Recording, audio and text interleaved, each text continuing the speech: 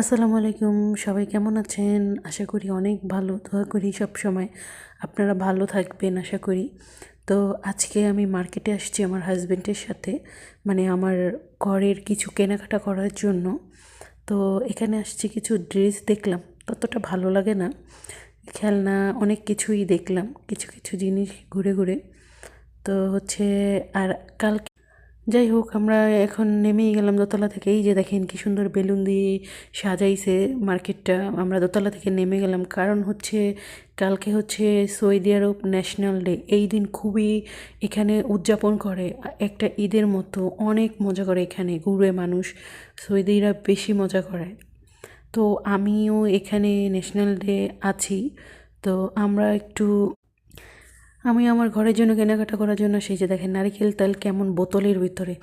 যাই হোক, পরে হালকা পাতলা ঘরের জন্য কিছু কিনে বের হয়ে গেলাম। এখন আসলাম আমাদের ঘরে খাবারের জন্য কিছু মাছ কেনার জন্য। যে দেখেন কিভাবে মেশিনে মাছ কাটা হয়, এক পদ কেটে ফেলছে, আরেকটা বাকি আছে।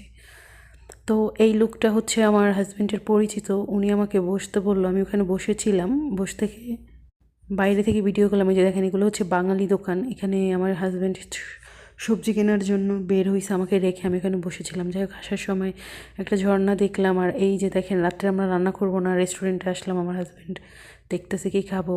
তো এই যে দেখেন এটা হচ্ছে অনেক মজাদার জনপ্রিয় ইন্ডিয়ান একটা বিরিয়ানি, এত মজা। যাই হোক, খেয়ে শেষ, এখন আমরা চলে যাব।